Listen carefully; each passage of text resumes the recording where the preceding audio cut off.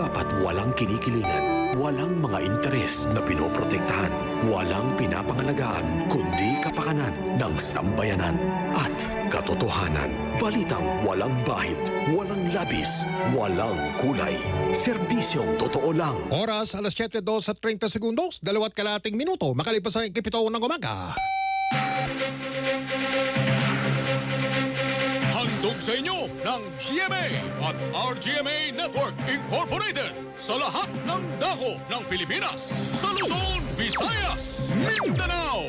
Live ngayong umaga, ito ang Super Balita sa Umaga Nationwide. Nag-uulat live mula sa Super Radio DZBB.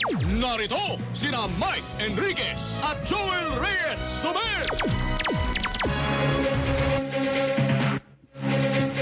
Super Radio! Magandang umaga Luzon, magandang umaga Visayas, magandang umaga Mindanao. Narito po ang mga headline ng ating Super Balita sa Umaga Nationwide, Worldwide, Netwide para sa Martes ng umagang ito, ika-21 araw ng Setyembre, taon 2021. Anibersaryo po ngayon ng pagkakadeklara po ng Batas Militar o Martial Law, mga kapuso, noong 1972, September 21, 1972. Super Radio! Pilot test o pagsubok sa limitadong face-to-face na mga klase sa mga lugar na mababa ang bilang ng mga kaso ng COVID-19 pinayagan na ni Pangulong Rodrigo Duterte. Pilipinas, pangwalo sa buong mundo na merong pinakamaraming kaso ng COVID-19 sa nakalipas na 29 na araw, batay sa datos ng Johns Hopkins University and Medicine. Naloko na! Number 8 po tayo sa buong mundo.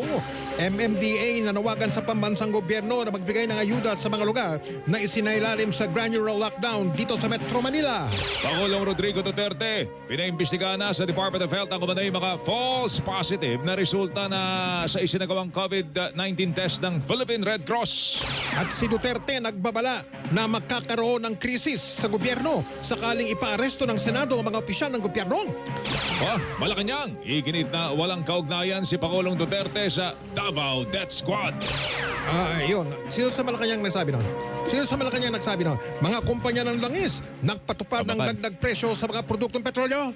At kilalanin ang mga pinakamayamang senador batay sa isinabit nilang Statement of Assets, Liabilities and Net Worth. Ito ang Super Balita sa Umaga Nationwide!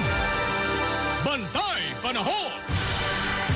Meron pong binabantayang low pressure area o namumong sama na panahon sa karagatan sakop ng bayan ng Dumahan. Diyan po sa may lalawigan ng Palawan.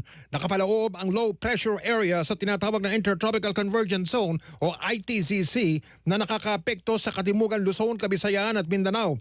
Ang Mimaropa at ang Kanlurang Kabisayaan ay makakaranas ng maulap na papawiri na may kalat-kalat na pagkapagulan at pagulog pakidlat dulot ng namumuong sama na panahon o low pressure area at ng ITCZ. Ang Kalakang Maynila at nalalabing bahagi ng bansa ay magkakaroon naman na bahagyang maulap hanggang sa maulap na kalangitan na may pulupulong mga pagulan, pagulog, pakidlat, dulot ng ITCZ at yung ika nga'y localized thunderstorm.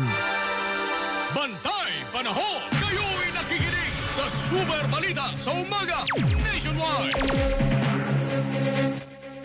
Bantay COVID-19 sa DZBB.